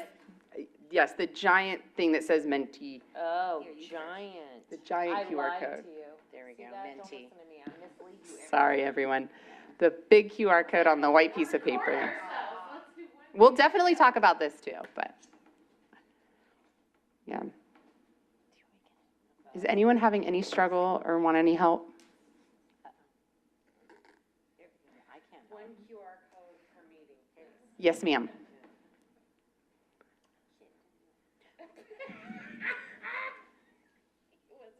Opening Chrome. There we go. Did you do it? Menti. Nice. Yeah.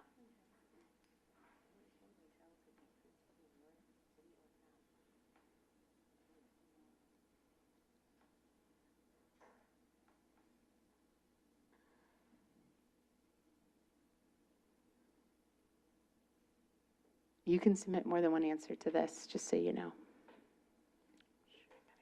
All right, we're hearing from folks, which is great. So there's about 15 of you who are in the Menti poll. We'll try to get as many of you to respond before we move to the next question, but if you're not able to and you'd like to provide a longer response at a later time, that's definitely an option. We're seeing safer streets for pedestrian, improved road paving, transit for streets and road funding. I think we need more pedestrian lanes. Make it free to ride, especially for seniors, aging, and disabled. We actually got that response earlier in our Bike and Pedestrian Committee meeting as well. More frequent service. Jitney-like service where transit lines don't exist that can be used for short trips, like to BART or shopping. Yeah, that first mile, last mile kind of solutions, also something we often hear about. Okay, more lanes on Highway 4. Yeah, the expanding of Highway 4 was definitely a huge initiative, and there are some bottlenecks there where we have some planned projects to hopefully alleviate some of the congestion.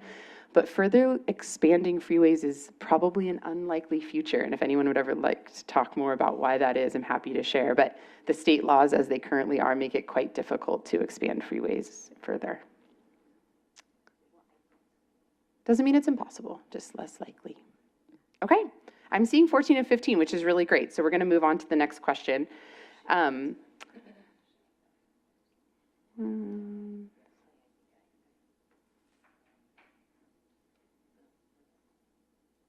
This is sort of giving you a bit of an AI summary of kind of how the AI would group these. Public transit options, pedestrian infrastructure, roadway upgrades, and accessibility enhancements, which makes a lot of sense. Okay, so now on your screen you have more options, but this is a quantitative question. So asking you to pick 2 options of the list ahead of you. And the question is, what are your most significant transportation challenges? Don't feel like you have to speak for your whole community here. We are really kind of curious what your personal perception is. Then traffic congestion is going to be everybody's.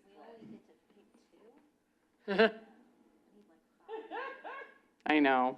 Significant, most significant. There should be an option for all of the above.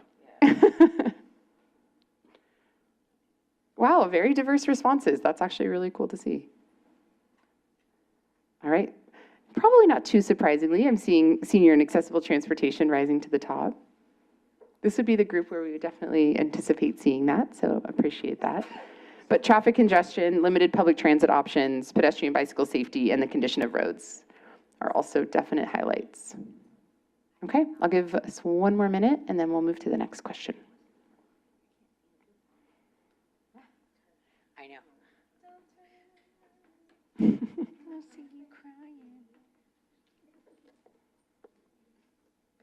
Okay, we're going to move forward.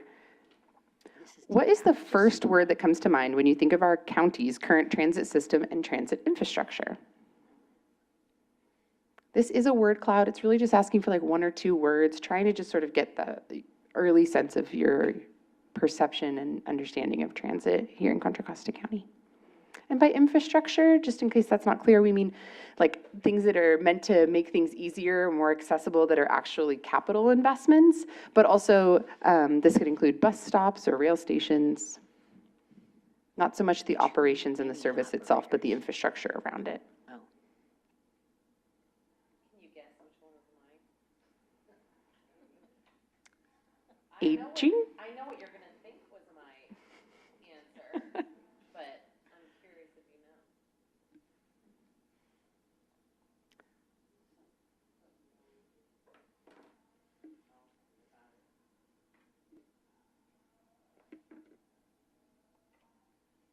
One of the options up here, one of the responses up here is underfunded, which is also something we heard in our Bike and Pedestrian Committee today. And I will share one of the reasons that we're really concentrating on listening in this early phase is we are aware that there is a measure on the ballot to address transit funding right now. And it's important to us that we be kind of listening to the public while also letting there be space for that effort over the next 6 to 9 months. I guessed aging because it's in your name. No, that's very good guess, but no.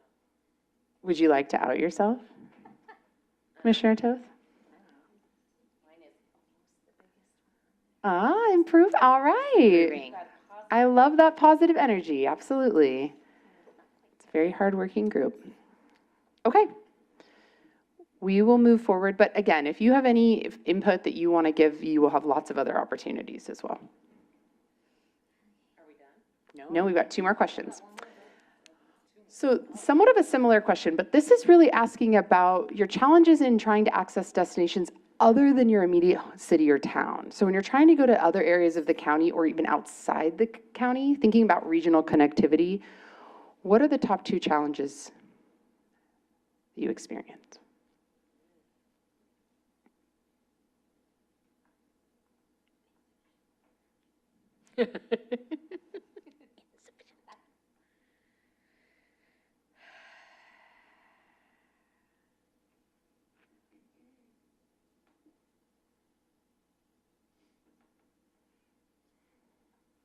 Okay, definitely seeing the presence of congestion, undeniably an issue here in Contra Costa County, but also insufficient transit options for seniors and people with disabilities. Appreciate the group that I'm here speaking with. High transportation costs, limited public transit routes or schedules, safety concerns related to biking, walking, and driving, and also inconvenient transit transfer points or poor coordination between services, and then feeling safe. Certainly very important to many in our community, and it'll be helpful through this listening for us to get a sense of what folks' perception of that is. Okay.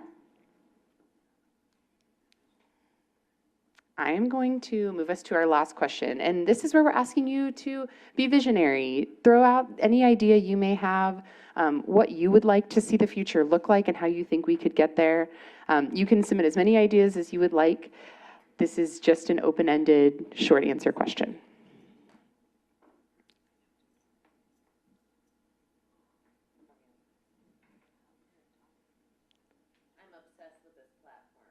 Yeah. Mentee?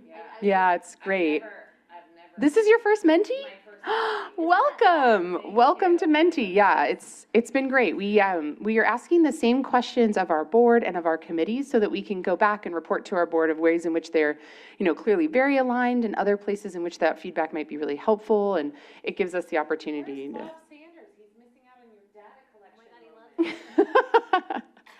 So that we might be able to kind of see where there's a lot of consensus and areas where we might need to continue to have conversation. All right, I'm seeing consolidation, collaboration, new funding, fewer providers for more seamless transportation, consolidate the transit providers, develop long-term urban design plans, more coordination across transit agencies, longer trips, less transfers. I'm not sure CCTA gets to make any decisions about taxing billionaires, but I appreciate the answer.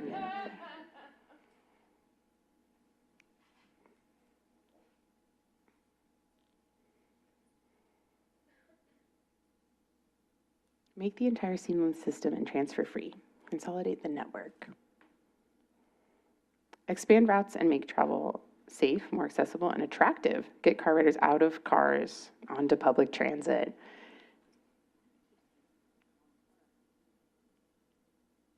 Definitely important. And another thing that we also heard earlier in our committee today, imagine buses, trains, ferries, bikes, and rideshare working as a seamless system. Key improvements, real-time AI routing based on traffic and demand. Reduce fares for all. Again, some changes to transit agencies. Okay. Well, I appreciate you all participating in this. And for those of you who this was your first Mentee, welcome to Mentee. It's a pretty cool platform and something we'll likely be using with you all again in the future and throughout this transportation expenditure plan process. So appreciate you participating. None of your responses will ever be related to you specifically or your cell phone number, but we will consolidate them and likely bring back a full report, at least to our board, about what we heard from our committees. You all are here to provide a very important advisory role. We really appreciate that, and we want to make sure that your voices are heard and included and that you feel heard in this process. So appreciate everyone participating. Thank you, Lindsay. Do we have any comments from the committee? Yes. Oh, Member Buckman.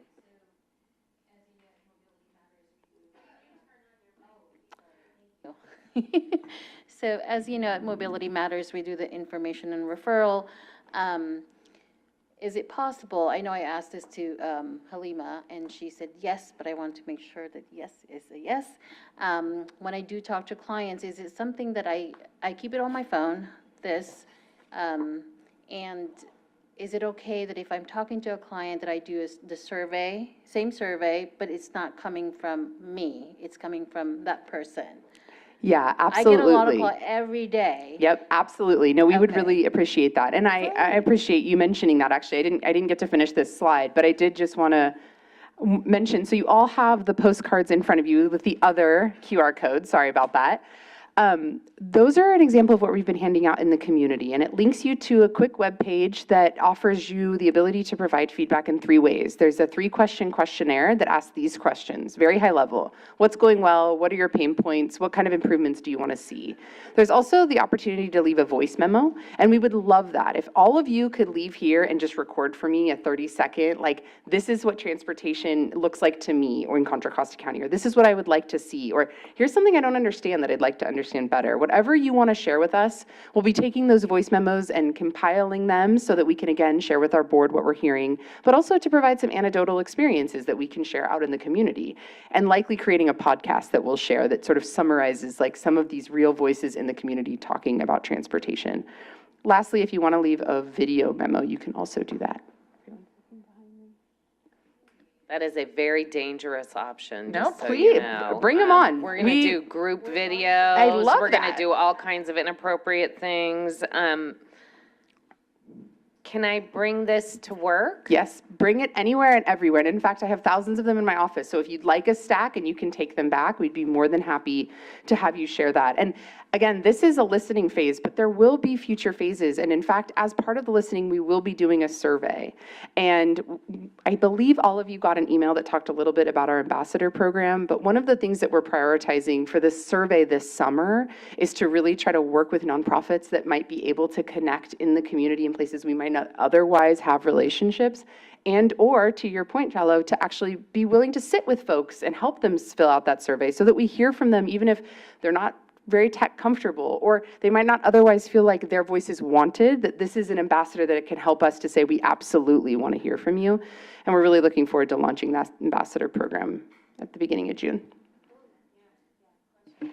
Can we share it on our socials? Can you share the ambassador program on their socials This or little the? QR code. Absolutely, and I have a digital version I'm happy to send. Please do. Yeah. Any other comments from the committee on this? Questions? Do we have any public comment on this? We have no public comment, written or virtual. Okay. So if we have no other questions, thank you again very, very much. This was obviously very stimulating, everybody excited about it, and thank you for the introduction to Medi, for those that didn't know it. I didn't. I'm over here using Kahoots like an old person, so. Thank you. Yeah, so after this, that concludes our regular agenda items. The next items are reports. Do we have anything from our transit operators that they want to provide? I'll be really quick. I know we're short on time. Kevin McDonald from BART and also East Bay Paratransit. Just quickly to let you all know, the paratransit software that I was mentioning at a previous meeting, oh, not in the microphone, has launched. So East Bay Paratransit launched its new paratransit scheduling software on May 1. Generally very successful, and we're really happy that that is launched. You know, there's always some configuration that you want to tweak once you launch, so we're in that process of perfecting it, but really happy with the successful launch. And then also just today, we updated the East Bay Paratransit website. It was a dinosaur, and now it is a current modern-day website. And those updates just went live today. Really just around making it more usable for customers, as well as more manageable for staff to go in and make edits when we need to. So yeah, really proud of those two enhancements that we've made in the last couple weeks. That's great. Congratulations. Thank you. It's a big undertaking, That's yeah. a huge deal. So many things can go wrong. Yes. Okay, any other transit operator updates? Okay, we'll move on to the East Bay Paratransit Access Committee, I believe. Sure. So I can take that one. That's all right. You sure? Yeah, so At our East Bay Paratransit Access Committee meeting, that was May 5th. So basically what we did was I gave the same report that I gave to you all now. The only difference being that, so I mentioned, you know, the paratransit software launch. And then we also gave a walkthrough to our members about the new website because it hadn't been launched yet, but we walked them through what that would look like. And then also we covered member recruitment and attendance policy. One thing that we are trying to do is to recruit new members to the East Bay Paratransit Access Committee. That includes you all here as well. We definitely have some vacancies for folks who represent Contra Costa County, so please consider attending. Even if you're not ready to become a member, just join a meeting, just attend the next meeting, listen. There's a lot of great input from our writers, as well as the ability for providers to report out as well. So we do have a vacancy for a city paratransit, city-based paratransit operator from Contra Costa County. So that position is vacant, as well as a social service agency representing Contra Costa County, or even a paratransit rider that lives in Contra Costa County. So if you feel like you fit into any of those, please reach out to me and I can have you attend the next meeting. And if you'd like to be more involved, I'd love to have you. Thank you. Member Toth?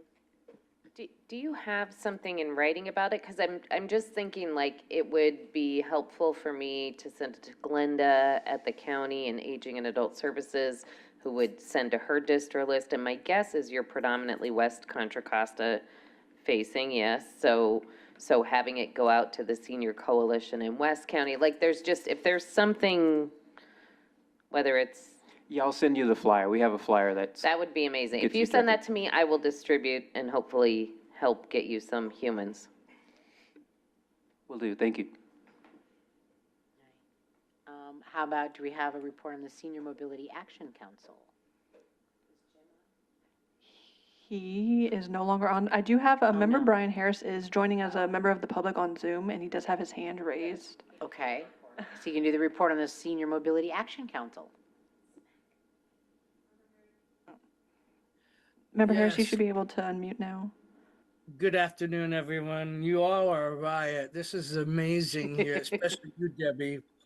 So I apologize for not being present here. I've got a sinus infection and I'm not happy, but nevertheless, right here, in regards to the update for Senior Mobility Action Council here, we are still in progress of making an update here to our program. We've actually have had Halima come in and she's given us a wonderful presentation. And we'll be doing the same here by coming in and giving another formal presentation here to the AAC here in the coming months. In the meantime, here, my co-chair and I will be reaching out to a number of you here, possibly inviting you to come in and show your presence here to our council, as well as to give you personalized updates. As for, I believe that's all that I have right now. Thank you very much right here for your patience. Again, you all are doing a great job here, even if I wasn't there. And I'll see you next month. Thank you, Member Brian Harris. Appreciate that. Any comments or questions on SMAC? Okay, great. So I see that we don't have any correspondence and communications. Our last and final is future agenda items. I would like to say I know our next meeting is going to be heavily on claim forms. Measure J claim forms probably won't have a lot of room for agenda items for next meeting, but future meetings. Member Toth. Future meetings, perhaps, would love to have some kind of an understanding of the funding ecosystem that is available for us to be able to expand our accessible transportation strategic plan implementation efforts.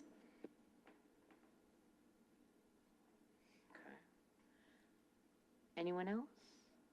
I have Yes, a small update. So in the world of active transportation, last Thursday was Bike to Wherever Day. And we had just over 1,000 riders, rollers across West Contra Costa County, and about 2,300 across Contra Costa County. So that's 22% of West, riding. Actually, let me see here. So 40% of the riders are from West, because, almost over half. So just sharing that and saying, in all the conversation that's happening, please think of active transportation, because it impacts youth, adults, and the elderly. Yeah, thank you. Thank you, Member Okonkwo. Okay. The only other thing, because it came up a couple of times, I don't think it needs to be now, but just again, the idea of how the funding was decided and how the boundaries were drawn, I think would be something that maybe this board would be interested in, especially when having future discussions, knowing what the limits are, what the limits aren't. Obviously, there was money and boundaries drawn because we had to create a one-seat ride program to break through those. And I'm going to guess that almost any other effort was explored before that, before going through all of that. So I think it would be nice for us to look into that, especially when you're talking about giving feedback to the Accessible Transportation Strategic Plan, or if that's an agenda item, or if that would be more appropriate for the ATSP subcommittee here to know more about, to be able to give that information. I don't know, but I still think that it would be worth having that, even just briefly. I know we've gotten it in the past, but there still seems to be kind of questions around it. Was that clear? Or was it kind of nebulous? And I'll let CCTA interpret that. Okay. That is it. Our next regular meeting is scheduled for June 15th, and we are now adjourned at 4:08. Motion to adjourn. Oh, PM. Thank you. Second. Yeah. We don't have a motion. Okay. Okay.